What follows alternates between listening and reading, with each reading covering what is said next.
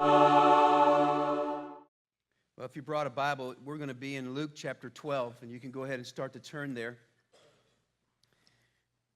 We're working our way through a series called Raw, Exposing the Emotions That Destroy, and we've spent some time together looking at some of the really prevalent, easily recognizable kind of emotions. We said first there was guilt, and then last week was anger, and it's interesting that those are, if I were to ask, what are the emotions that are destroying your heart? Almost all of us would probably say that one of those two would come up in the top four or so.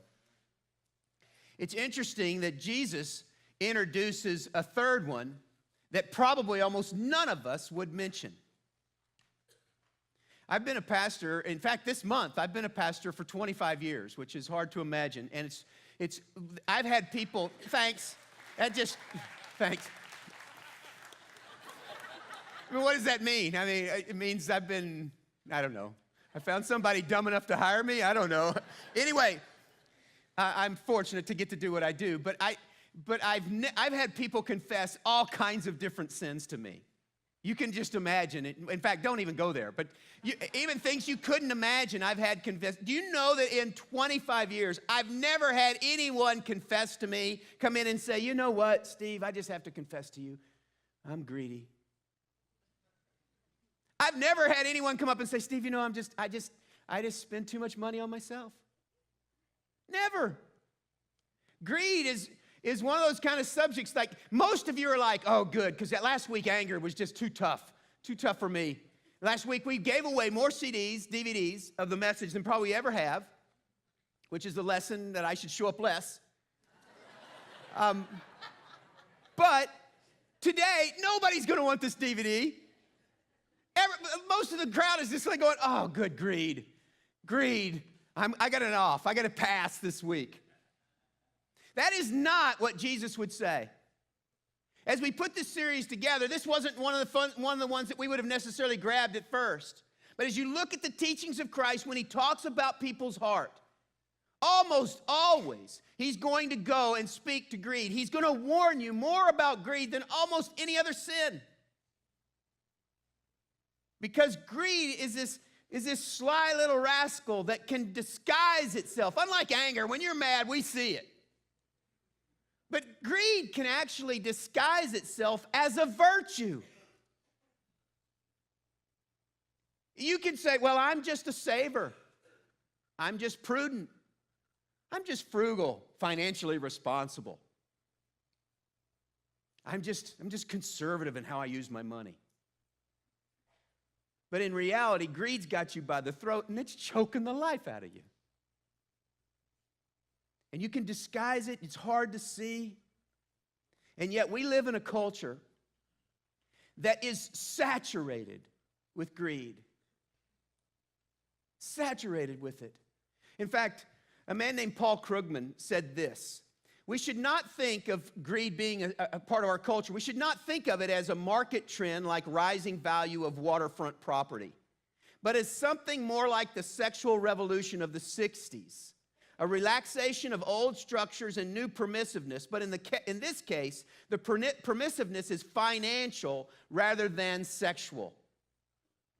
Nietzsche predicted that our culture was heading this direction in the 19th century when he said, what is done now for the love of God will soon be done for the love of money. Every commercial you watch, every single one, has one message. You need more. You don't have enough.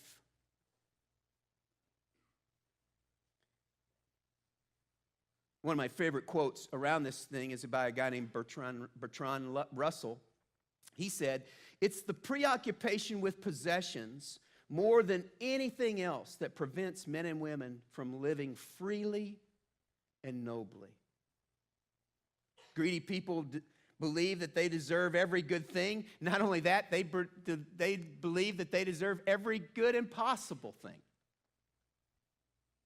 Here's some indicators of what greedy people are kind of like. I just wrote these down. See if any of these sound familiar to the person next to you. Greedy people talk a lot about money and worry a lot about money. Greedy people are not cheerful givers. Greedy people are reluctant to share. Greedy people are poor losers. Greedy people quibble over insignificant sums of money. And greedy people talk as if there's just barely enough. Greedy people often create a culture of secrecy around them, really hesitant to let you know how much they have. Greedy people won't let you forget what they've done for you. Greedy people are reluctant to express gratitude and not content with what they have. And they sometimes use their money to control people. Greed, though, is not an economic determiner. There are some in the room that came in, and when we were praying about finances, that was you. You don't have 2 nickels to rub together for the rest of the month. You're trying to figure out how you're going to make June work. Your kids are out of school. They want to do things. They'd like to go to Great America. You can't do those kinds of things. You don't have any margin financially. And then there are some of you that could rent the whole Great America Park for a day. I have no idea what that would cost. I just threw that out there.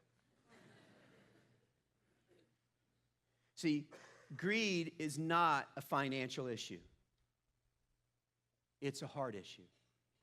Some of you with the least amount of money in the room could be the greediest people in the place. It's not only the rich that are greedy.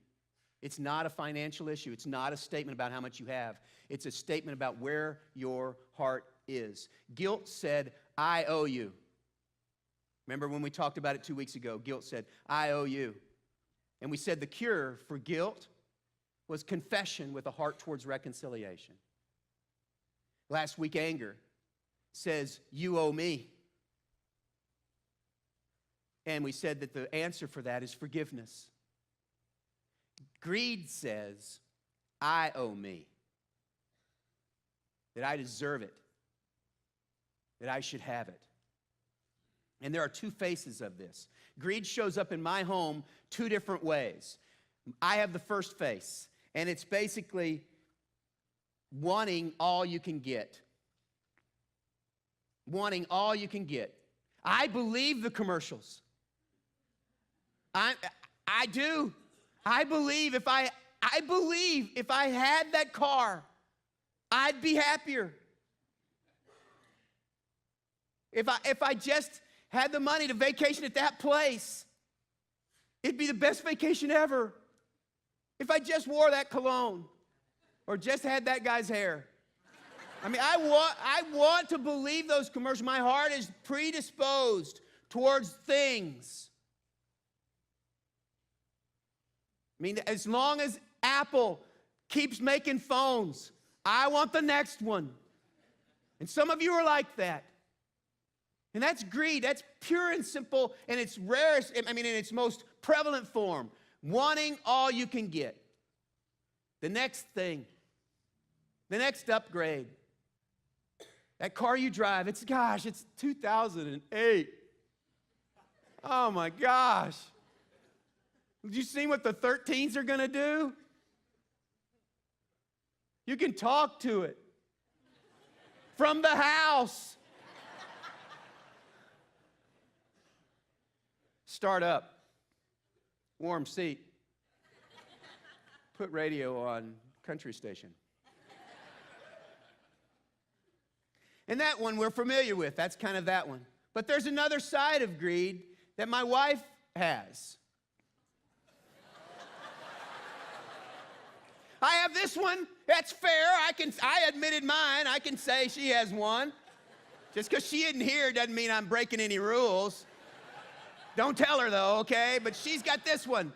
Keeping all I can get, all I get. She doesn't really want the new one, but what she's got, she wants. She wants to keep it. That's right. And see, it's the amount of time you're consumed about possessions. It's the thoughts and the trust that you place in these things that you have that reveals your greedy heart. You might not ever want that new thing, but what you got, you want. You want to keep it. You ain't sharing that. And that's a little more subtle form of greed, but it's greed still the same. And Jesus warns us that this kind of a heart will choke the life from us.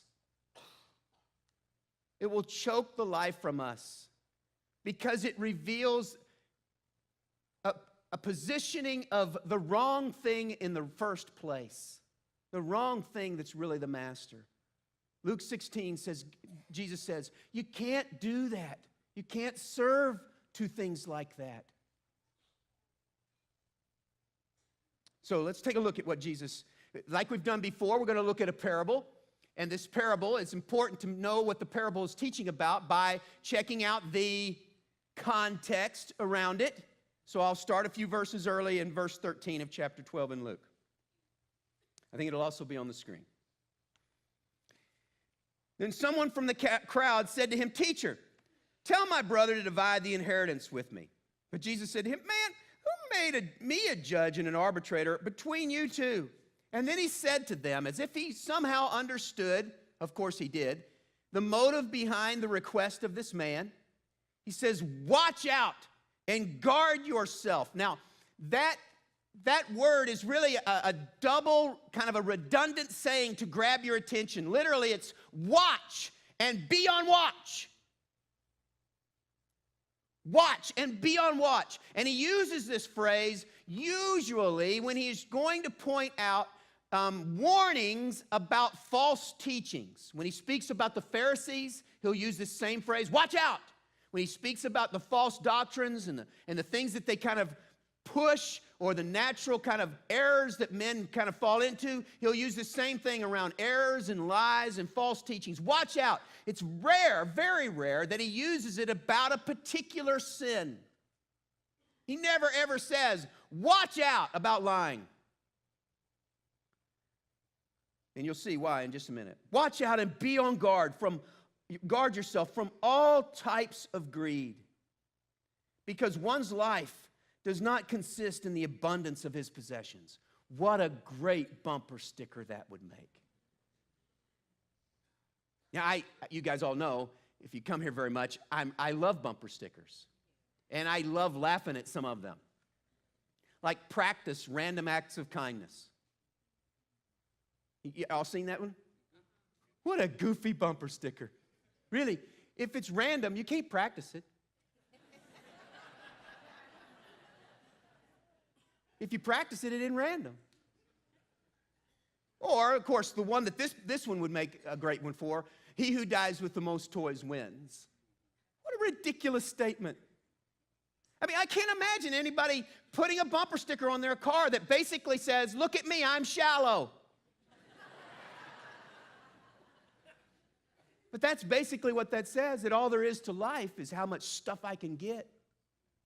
Who I really am is what kind of car I drive and what kind of watch I wear. Really? Who wants to put a bumper sticker saying, look at me? I don't know anything about life. Christ says, in fact, our lives do not consist in the abundance of our possessions. So then he told them a parable. Now the parable is going to be about what? Greed. It's so funny when I ask y'all questions, it's like, okay, am I supposed to answer? And it's kind of a trick question. I don't want to answer because as soon as I do, everyone around me is going to know I didn't know what I was talking about. This one's an easy one. Let's impress everybody around us. This parable is going to be about greed. Oh. You see, Jesus helps us. In most of the parables that he teaches, there's either a question asked or a topic raised, and this is what he's addressing. This parable is not about how to run your business. It's a parable about a business owner, but it doesn't have implications about how to run your business. It's specifically about greed. Remember that when you read parables. Now, I want to read this parable in a way that would have emphasized the way that Jesus constructed this story so that you could hear kind of the heart behind it. Here's the parable. The land of a certain rich man produced an abundant crop. Notice it's not the man who produced the crop, but the land. So he thought to himself, what should I do? For I have nowhere to store my crops. Then he said, I will do this. I will tear down my barns and build bigger ones. And there I will store all my grain and my goods. And I will say to the only one worthy of talking to, myself, you have plenty of goods stored up for many years. Relax, eat, drink, and celebrate. I will tell you that when you are around small children, by the way, my granddaughter took her first 2 steps without support yesterday.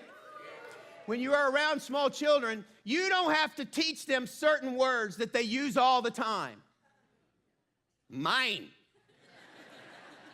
Mine. My. Me. And it's like this guy sounds like a spoiled little kid who, by the fortunes of something that nature produced, that God gave, he turns it all towards himself. And he makes the assumption that the abundance of stuff means the abundance of time to use the stuff.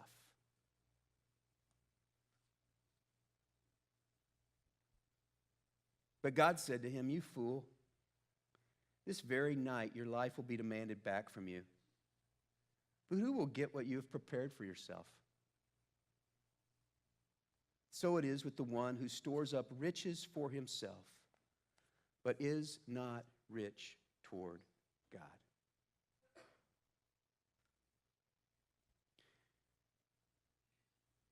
If a thief comes up to you on the way to your car and says to you, as he puts a gun in your back, your money or your life, not a person in this room doesn't know the right answer. Nobody in this room is going to say, well, then shoot me, because you can't have my 23 bucks. Nobody. They would just hand the wallet over. And yet, when God, the giver of all good things, asks the same question, we grab onto our stuff and hang on to it like it's given to us just for us.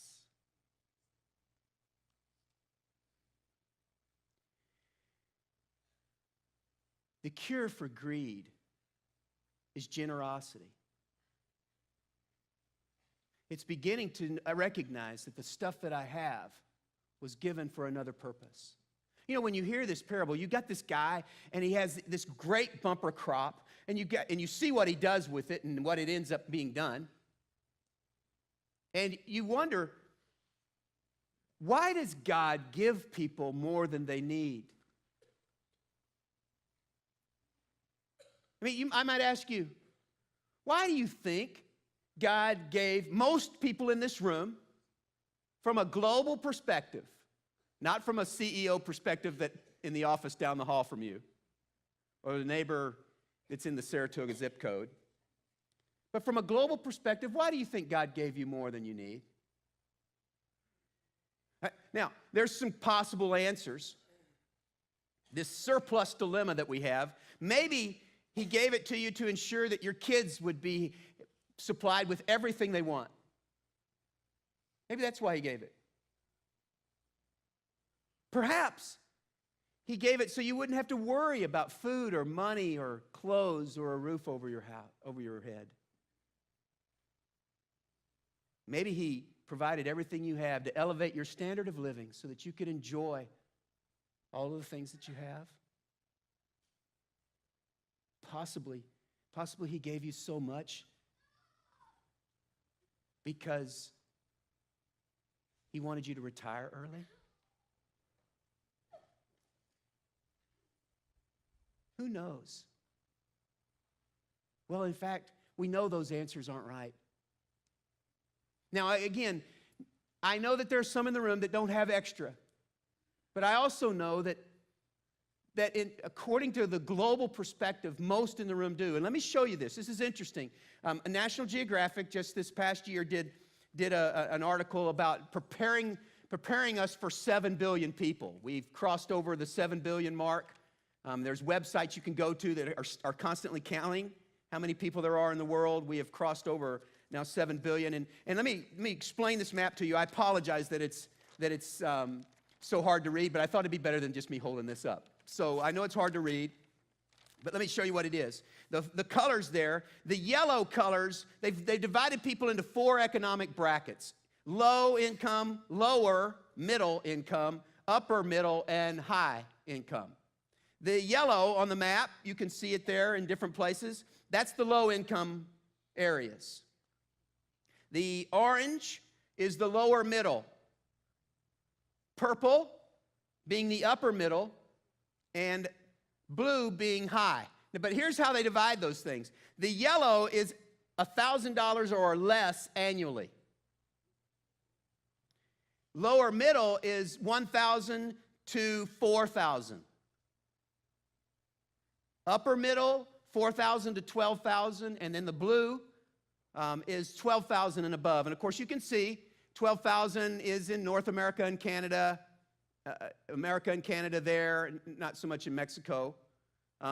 Western Europe, Japan, South Korea, parts of Australia, parts of the Middle East.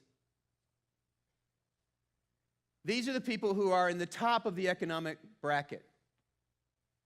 Most people in this room, if they're employed, say, well, yeah, I make more than $12,000 a year, even if you're part-time. There are some very interesting benefits from being in the blue colors. And again, you can't see this, but the life expectancy, if you're in the yellow, you live to be 58 or 60. If you're in the blue, you live to be 83. Literacy rate, if you're in the yellow, actually this is quite high. The literacy rate globally is 82%. Great progress has been made about that across our planet. Literacy rate in the yellow, though, is only 66%, where it's 98% in the blue. Years of education, under 8 years of education in the yellow, over 14 in the blue. Cell phones. Can you imagine you make $1,000 annually and you still figure out of 100 people, 22 of them in the yellow have cell phones. So even though they make less than $1,000 a year, they still figure out how to get a cell phone. Cell phones in the blue, for every 100 people, we have 106 cell phones. So there are some of y'all that just need two. You just need two. It's just one for, and there's good reasons, I guess, to have two. Let me just take you off the hook. And in fact, let me say this right now. Let me say the good reason. If you got 2 cell phones and one's for work and one's for your kids, that's a good reason. If you got 2 because you couldn't decide which you liked better, that's maybe not as good. Let me say this, though. The biblical understanding about, there are people in the room right now that you've got a lot of money, a lot of resources, and right now you're feeling guilty that you're in the blue. You're feeling, well, but here's the deal. The biblical understanding about what you have, what I know with confidence according to the Scriptures is that everything you have was given to you. Was given to you by God. And I believe God orchestrated for you to be born where you were born, when you were born. So that tells me He trusts you with the stuff He gave you. And the biblical understanding of what you do with your stuff is steward. A steward is someone who manages the stuff of their boss. You are stewards, biblically. Whether you act like it or not. You may be a poor steward, but you're a steward. You don't own the stuff you have. According to the Scripture, you don't own a thing. It says, naked we came into the world, and we're going to return the same. No steward says, wow, I'm really bummed my boss has so much money. I've got to manage all this stuff. The problem is not how much you have. The problem is who owns it. Is that helpful? So some of you guilty people saying, I'm so sorry I have the blue. God trusted you with it. Now, secondly, here's another thing. Perhaps God gave you more than you needed to meet some of the needs of the planet. I hear all the time one of the primary objections to my faith, as I share it with people who are not Christians, is that they say, I don't really want anything to do with a God who allows so much suffering. Heard that? I mean, there's all kinds of bad stuff going on. People are starving here. People don't have jobs here. If God can do anything about that, he should. Perhaps he has. Perhaps he has. Perhaps he's entrusted to people the resources needed to meet those needs. And we've just decided instead to invest them frugally on ourselves.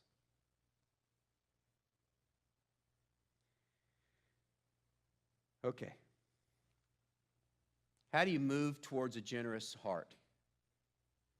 How do we move towards allowing generosity to mark our lives? Because here's the deal. Generosity is the cure. It breaks the stronghold of greed in your heart. It says that this stuff is not all just for me. Again, it's not about how much you have. It's about what place it has. Now, let me explain something to you.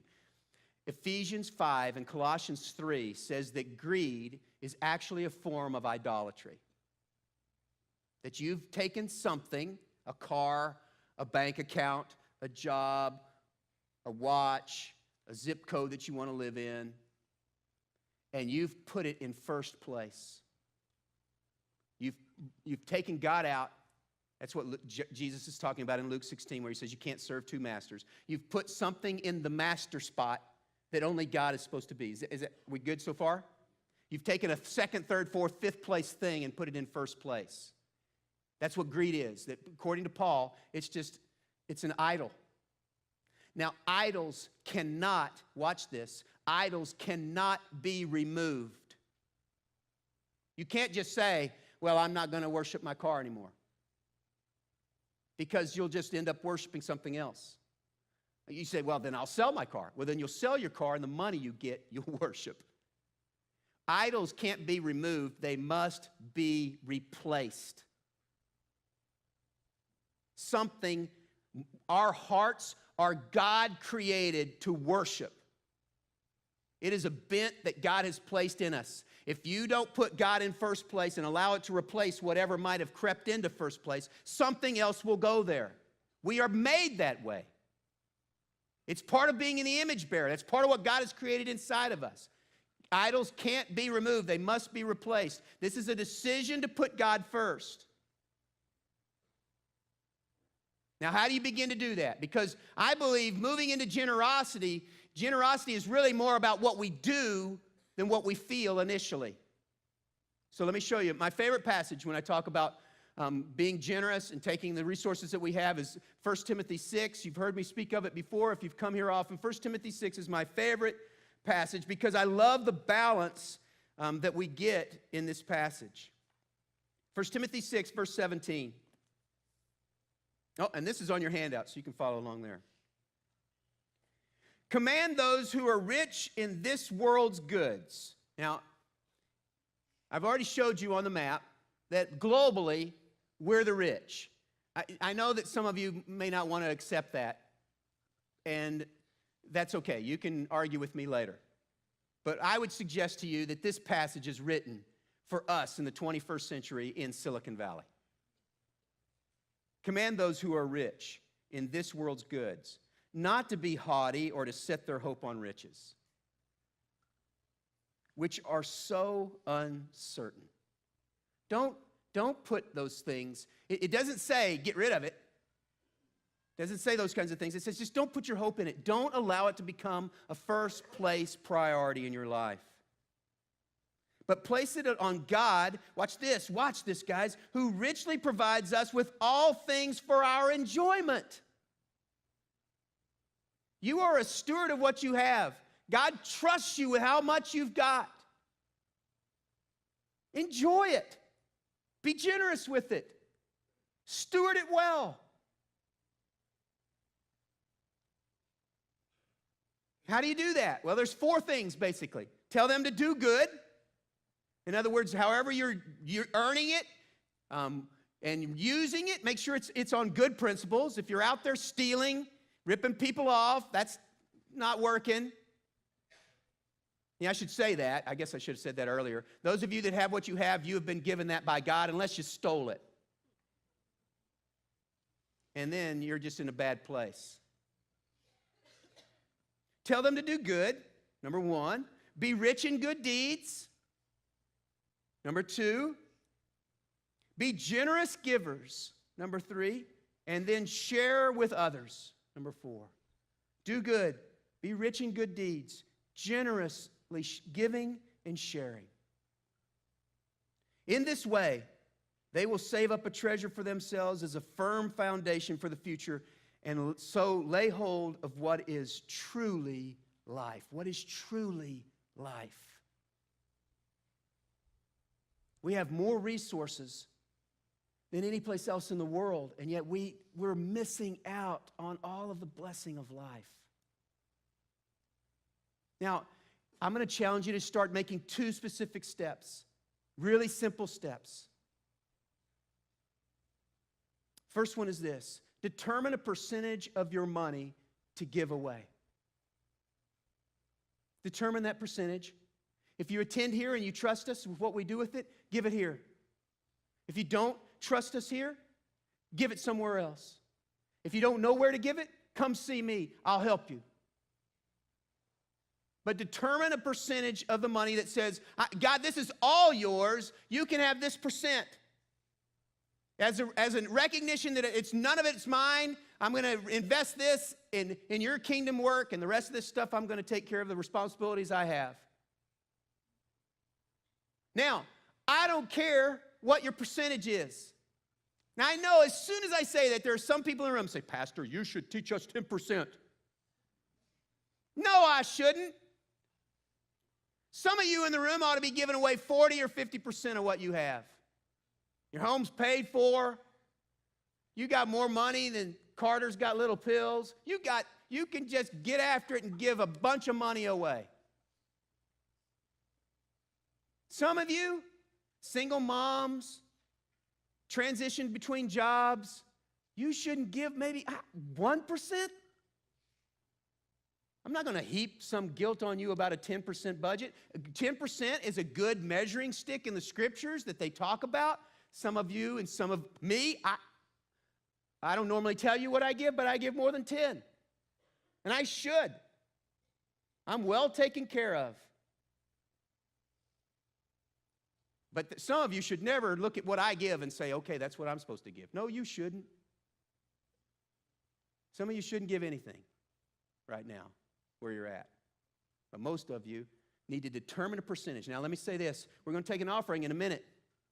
If you didn't come in with a percentage already determined between you and God and your spouse, involve them. Don't say, we're giving 6%. Invite them on that dialogue. Trust me, that's experience talking there, so just... If you didn't come in with a determined number, determined percentage that you were going to give at the offering today, don't give today. Don't give. That's not coming in and saying, wow, Steve showed up this morning. I think I'll give 20. Don't do that. Determine between you and the Father what your giving percentage is and give that. And if you haven't figured that out yet, do not give yet.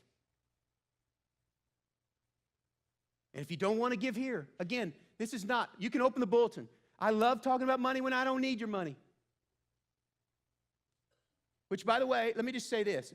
I'm already part of a generous community. I'm only talking about this because I think Jesus would want me to. This is not because I think you're not generous. I've been here 11 years. 11 years, we've weathered 2 serious economic downturns in 02, 03, and in 08. We've never, ever, in the history of me being here, we've never, as a church, been in the red. Not even for a month. You're already generous. If you don't want to give here, give somewhere. But decide you're not going to let greed choke the real life out of you. Decide who really is in charge. God or the commercials you watch. Secondly, I'd like for you to do something else. I'd like for you to determine a second percentage of money that you will give away generously, spontaneous. Now, I know when you budget for spontaneous, it's not really spontaneous, okay? It's kind of like practice random. Budget spontaneous. I get it. Get off me. Leave it alone, okay? Determine that you're not going to have every single penny in your budget spoken for. For example, just take $100 for the month. That's too much. 20. And say, I'm going to budget $20 for spontaneous giving. Don't put a 20 in there, because then you might not want to give it all to one thing. Put 4 $5 bills. Put them in an envelope and watch for opportunities to help somebody. Guy on the corner, here's a 5. God bless you. Someone at a restaurant, come on in, I'll buy you a hamburger. Budget for spontaneous, generous giving that comes up during the month. Practice it. In other words, sometimes just writing the check or doing the auto debit online is just too easy. Make it a part of your practice where you're watching for the needs around you and you're figuring out ways that you can meet them. Can't meet them all. Can't even meet the big ones. But you can do some. You can give up a latte a week and say, here's $20. And you may just see some things. You say, wow, I'm gonna give all 20 to this person this month. Okay, whatever. Just spontaneously budget for giving it away. Practice generosity. Jesus says to us that we've got to watch out about this. Most of us don't think we have a problem here. And Christ would warn us differently. Now, finally, I've got a verse that I think is very important for us as a church. Luke 12, later on in the chapter, in the second half of verse 48, it's right there at the bottom of your handout. It says, for everyone who has been given much, much will be required. And from the one who has been entrusted with much, even more will be asked. We are a church who has been entrusted with much. We have to have the courage to give more and more away. It is my desire, my goal, I've said this publicly many times, that we eventually, as soon as we get out of debt, which is going to happen soon, get out of debt for the buildings we've built as we steward this campus, then we start strategically moving towards being the kind of church who gives away 50% of its resources. We can do that. We can do that. If we're generous, we can do that with God's help.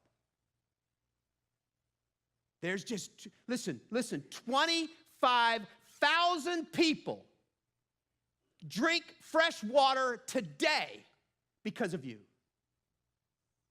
And they'll drink it again tomorrow because of you. Many, many children have a meal today because of you. Have an opportunity to be educated.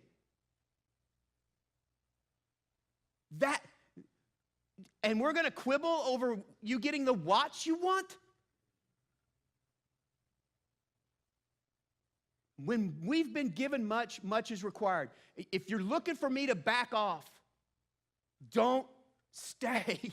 If you want a place where I'm not going to continually make us aware of giving more resources away and what's going on in the world, this is not a good place for you. There's an announcement that's about to be said, and it says, beautiful day, you gave us your sweat and your tears, now we want your blood. That's the Westgate way.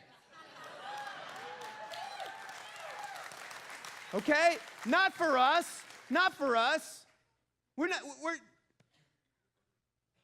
But for those in the world who live in those yellow areas, who live on less than $1,000 a year, many of them on less than $1 a day, God has entrusted you with what you have. It's not yours. You're just a steward. Be generous. Be generous.